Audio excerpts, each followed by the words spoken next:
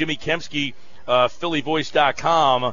He was at that game last year, and Jimmy, I would assume that this is a much different Carolina team, but last year the Eagles just dominated that game.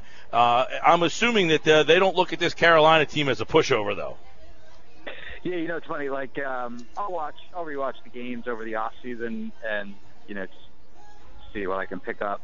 And I don't think I watched this game twice ever because there really wasn't much to get from it. Like you said, because it was just out of hand immediately. So both teams are going to play completely differently than they normally would when you get that big of a lead that early. But yeah, certainly they're a better team this year than the team that the Eagles saw anyway last year. They actually finished the season really strong last year. They destroyed the Cardinals, albeit with their third-string quarterback, in the playoffs after they got in, winning the NFC South with a 7-8-1 record. And then they actually played the Seahawks really tough in Seattle. They, wound up losing that game because they just didn't have the same firepower that the Seahawks did. But, that was a team that kind of came on strong late in the year, and obviously they've jumped out to a 5-0 start this season. I did watch a little bit of the Panthers-Seahawks game Week 6, and I got to tell you, I was really impressed with Cam Newton. I thought he threw the ball really well, and Greg Olsen certainly is a really good target for them at tight end. But yeah, it's definitely not the same team that the Eagles saw last year. All right, Jimmy, there's a lot of things to get to. Let me ask you this question, okay? They're 3-3. They're in first place. A lot of people would say this has been an average team so far. They got a good defense, inconsistent offense. They're an average team, not bad, not good. Is this an average team that's closer to good or an average team that's closer to bad? Yeah, it's a good question, and I'll break it down the way that you did. Like you mentioned the defense and the offense. I don't think the defense is going away anytime soon. I think that defense is for real, legit. I mean, teams are really going to struggle to run the ball against them as long as Fletcher Cox and Benny Logan stay healthy. Those two guys are just destroying, of the opposition's offensive linemen, and they're doing so much to stop the run that the Eagles are able to stop it just with their front seven, and their guys in the secondary can kind of play back. There's really no need for the Eagles to stick 8 guys in the box to stop opposing teams' run game. That's how effective they've been, and they're giving up 3.5 yards per carry, which is second in the NFL. And on the back end, I think they've really played well. Out of Malcolm Jenkins and Walter Thurman, in my opinion, have been the best performing safety duo in the NFL. Now, in fairness, I haven't watched every safety duo in the NFL, but I think clearly those two guys have really extraordinarily well. And then even the corners, Byron Maxwell started off a little shaky at that first game against Julio Jones, but I think he's gotten better every week. Eagles kind of dialed back what his role is a little bit, and I think that's helped him. I think they put a little too much on his plate initially in the season, but he's been playing better. Nolan Carroll's had a good season so far. So really, again, like I said, I don't think that defense is going anywhere. The offense, on the other hand, when you look at it, from an optimistic point of view, like they really can't be much worse. I mean, they've been just a complete and total disappointment. And of course, that starts with Sam Bradford. If he can get going, and if the receivers can kind of stop dropping passes, I think the offensive line has started to play a little bit better. Maybe they can put something together if that offense gets going. Of course, that's the optimistic view. The pessimistic view is that maybe Sam Bradford just isn't good at all, and we're not going to see that. So, there's a couple different ways that you can look at the offense, but again, like I said, the defense, in my opinion, is for real. If the offense can put it together, then maybe they can do something this year. Yes, the big question, if he can get going, can he get going? Is there evidence that he can? Look, I don't know how many times you watch Bradford play in St. Louis, but I can't imagine that he consistently looked like this. So, do you feel, Jimmy, that he is coming and getting closer? I thought today that Chip really explained, somewhat, and I've been saying this a lot. To me, Jim, he just looks like he's not letting it loose, like there's something holding him back, like he's not following through. He almost looks like he's shot-putting the football, and I don't know if that's mental or he just doesn't trust himself or why, but it seems like there's more for him to give than he has shown so far. I just published a film breakdown on that like an hour ago. Yeah, and I didn't plagiarize that, by the way. Don't open up a can of worms there, Mike.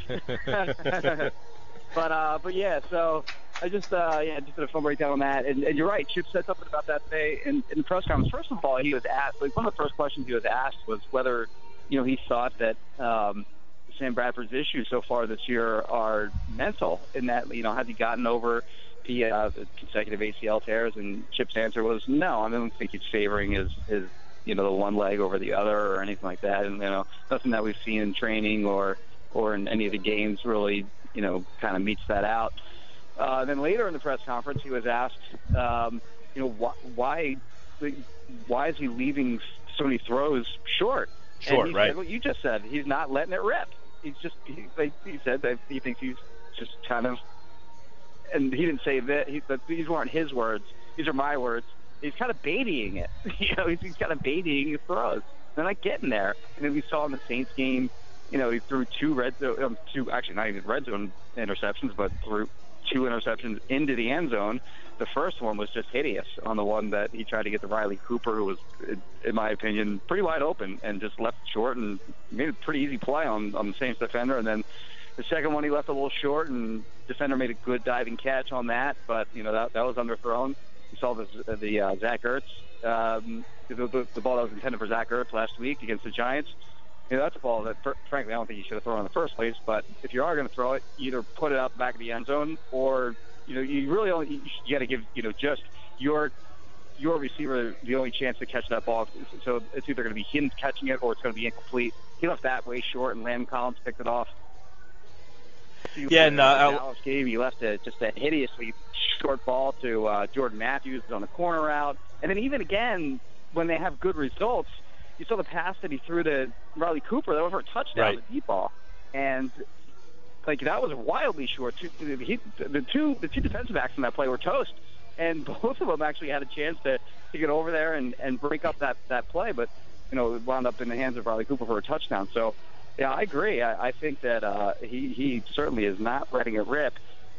Now, when Chip says it's not mental in terms of him not favoring one leg over the other, and mentally not getting over the actual physical injury, yeah, I can agree with that maybe to some extent, but when you're talking about not being able to let it rip, there is something mental going on there, in my opinion. Yeah, absolutely. I agree with you. And a lot of the things, too, the secondary things, it seems like Chip was saying the other night that they have some miscommunications and not on the same page. I would think then the miscommunications, this is just my interpretation, Jimmy, is coming from the quarterback, considering Cooper and Sproles have both been in this offense before. Do you put more blame on the quarterback not knowing what he's supposed to do, or the receivers? Yeah, it's a good question. I think it's tough for any quarterback to just jump into any system and master it right away. But in Bradford's case, it's not just him that's new to the offense. You have the 2 new offensive guards, and kind of saw how the offensive line took a little while to get going. And I think you can attribute that to a lack of continuity along the offensive line. And then you have a new receiver, and then Nelson Aguilar, and you have Josh Huff playing more minutes when he never really had before. You have LaShawn McCoy out, and you have a couple a pair of new running backs in. They've had some miscommunications with the running backs, out from out. Although, like you said, that's more with Sproles than the other guys. And you kind of look at it conversely to the other side of the ball on defense, where Chip talked about this, or maybe I don't remember if it was Chip or Billy Davis talking about this, but you look at that front seven in particular. They've all been together for 3 years now, with the exception of the only current starter anyway that hasn't been with the team for 3 years is Jordan Hicks, the rookie. And when Michael Kendricks gets back, then that'll be another guy that's been together with the defense for 3 years. So I think continuity is really one of those underrated things in the NFL. You see how, like I said, the defense's personnel is really not all that different from right. the last 2 years, and they got better from 2013 to 2014, and then from 2014 to 2015, they just keep getting better and better. And I think a lot of that has to do with those guys playing together so much. So yeah, I do think continuity is one of the issues. I don't want to make excuses for Bradford, because I just don't think he's throwing the ball well. He's had plenty of opportunities to throw from clean pockets, but I do think that those factor in to some degree. Well, and Jimmy, this is where it's so hard with him. He's on a 1-year deal. He's not playing well, but St. Louis, he had 3 different coordinators, and the 1 year where he looked like he was playing well when he had 14 touchdowns and 4 interceptions was the year that he was in year number 2 of an actual offense with Brian Schottenheimer. Now he's on his 4th offensive coordinator with Kelly, and you wonder if Kelly, who said last week, why is Eli Manning being successful? Well, he's in the second year of this offense. He looks more comfortable. Is that him saying, Sam is going to have to get more comfortable, everybody, just lay off of him? Yeah, maybe. Again, I do think there is something to it. I absolutely think the continuity has something to do with it. And, quarterback is not only the most important position to play in sports, but it's probably the most difficult one, too. It's not easy to go out and just learn an offense. And, in his case, he's coming back from a couple of ACL tears. He hasn't played in a long time. So I think there's something to it, but you don't want to make too many excuses for him because really he just has not looked good at all. No, he has not. And obviously, I'll ask you then, Jimmy. They do have a bye coming up next week, and I don't think it would happen, but does Chip Kelly, the coach, owe it to this team if Sam Bradford plays like that again where he makes 3 picks, bad throws, bad decisions, whatever you want to call them? Does he owe it during that bye week to consider a change? Does he owe it to this defense, who, as you just mentioned and have chronicled, is playing at a high enough level that this team deserves to have the right guy playing quarterback? And I don't know if he's a more talented guy or the better guy, but the guy who can run this offense better, does he owe it to them? That's a good question. I think that Mark Sanchez is a better quarterback than how Sam Bradford is playing currently. But I think the hope, obviously, with Sam Bradford is that he's eventually going to turn it around and be what they hoped he would be when they traded to and Nick Foles and other draft position in the 2015 draft and paying him $13 million and everything that they invested in him. I think they, the hope there is again that he can be the guy that they hoped he would be. So I don't see them making any in terms of just saying, okay, it's your team now, Mark Sanchez. However, if you get in a game where there's just nothing going right for the offense and he's thrown a few picks and it's still a winnable game, then I do think you have to start to, I think you have to really start thinking about putting Mark Sanchez in, mid-game to potentially, it's kind of funny, like, think of Mark Sanchez saving a game for you, but, I think that's something that you have to consider if he's having a bad game, but I don't think they're going to make any kind of drastic moves like benching Sam Bradford in favor of Mark Sanchez with the long-term in mind. Jimmy Kempski, PhillyVoice.com, at Jimmy Kempski on Twitter. And we know that the Bradford, people are picking sides already. I don't know that people were on a side at the beginning because I think most people liked Foles. I think they didn't want to make this deal. And then you hear that side of it. They should have just stuck with Foles. But obviously Chip thought that they couldn't get any further with Nick. And I guess with this particular team here, if they only go 10-6 and maybe win a playoff game, is Sam Bradford back next year? I mean, what does he have to do to come back next year? Because, Jimmy, the thing for me would be if they don't bring him back, that would be Chip Kelly's 6th different starting quarterback going into his 4th right. year. I find it hard that he's going to go on to another quarterback again next year. He might. I mean, Nick Foles went 10-6. Well, he didn't go 10-6, but he and Mark Sanchez went 10-6 a year ago, and they traded. They shipped Nick Foles right on out of there. So, I don't know if you look at it in terms of they go 10-6 or they go 9-7 or they go 8-8. I don't think you look at it in terms of record. I think you look at it in terms of how well did that individual player perform, and can we upgrade that position. And if he keeps playing the way he does, whether they go 10-6 or 11-5 or whatever it is, you got to replace him because he's just not playing well at all. And there are certainly better options out there than what we've seen from him through 6 games. Jimmy, this week's game against this Carolina team, we started at the beginning with them. Chip talked a lot about today how this is a much different team. Cam Newton, much different player. He was kind of injured last year in that game. He looked terrible in that game last year. He's almost playing at an MVP level. They've won 5 in a row last year and then 5 in a row this year. So they have been one of the best regular season teams. But this team poses a lot of problems on the defensive side of the ball. This could be a team of who wins the ugliest. Yeah, and they like to pound the run, like Chip said today. I think Chip said that they have the most rushing attempts in the NFL. I actually had taken a look to see how many rushing attempts they had. That's not what I saw, but I'll trust Chip over me, I guess. So, but yeah, they do like to hammer the run, and they got a big running back in Jonathan Stewart, who Chip knows all too well from Oregon. And Cam Newton is obviously just a humongous quarterback and a guy that, can run people over. So, yeah, they kind of went ugly. They win with defense, and, you look at that receiving core, and there's not much there. I mean, really what they have is that talented tight end in Greg Olsen, and that's sort of Cam Newton's go-to guy. And they have some big receivers. They had Kelvin Benjamin, who got hurt. He's done for the year, and they have Funchess, the rookie from Michigan, who sort of contributes for them a little bit. But their weaponry in the passing game is kind of limited. So, they like to hammer the run, and they like to play good defense. So that's kind of the way that the Eagles have gone this year. I mean, just in terms of their defense being able to win games for them. I think Carolina's been kind of the same way. But like you said, Cam Newton's had a great year, and like I said earlier, watching him against the Seahawks last week, I was really impressed with that fourth quarter comeback that they had against the Seahawks, where he was just firing lasers all over the field that were on point. And, just the way he led that team back for what's really – and the Seahawks, they're 2-4, but make no mistake, it's still a good team. So to win in Seattle the way that they did is really impressive. You look at the rest of Carolina's wins, I mean, they really haven't beaten anyone other than the Seahawks. I think the combined total record of all teams they played is 9-20, and a lot of people have pointed to that. But, make no mistake, you win, you go 5-0 in the NFL. It doesn't matter who you play. You've done something impressive there. So it's certainly a good team, and it's a great defense. And Cam Newton's having a great season, like you mentioned.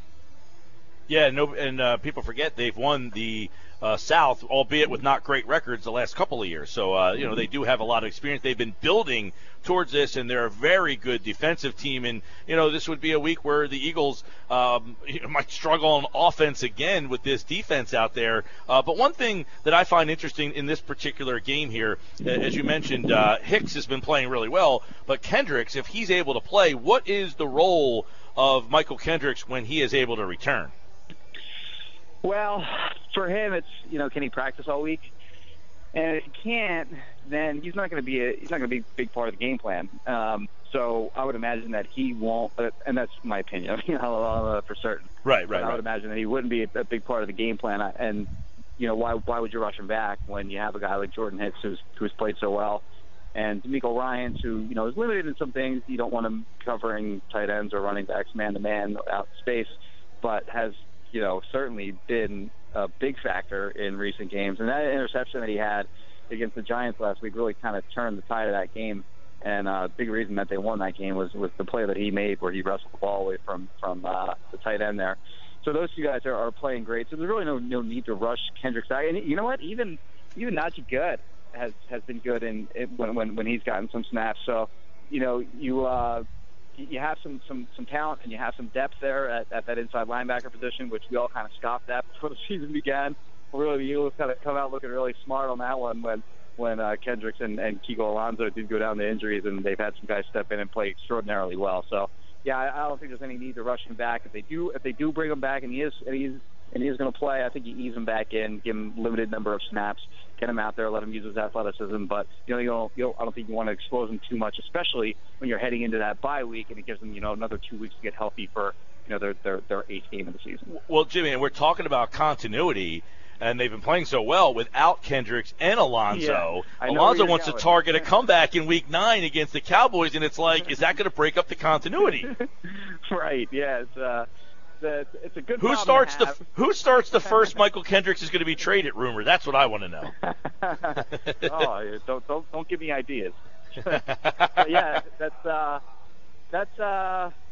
like I said, it's a good problem to have where you have an overabundance of players at a particular position, and you got to figure out how to get them all on the field. But yeah, I mean, I don't know that you really rush anyone back, like I said, and I think Kendricks is a guy that he kind of can't keep off the field because he's just so athletic and he can do everything well. I mean, he blitzes well, he covers well, and he plays the run, surprisingly well for his size. So, I think you pair him with Jordan Hicks, you just have an incredibly athletic pair of linebackers there. I think you still find a role for D'Amico Ryans, of course, who is a leader and is so smart and is so effective, on short downs where, they're good chance that they're going to be facing the run.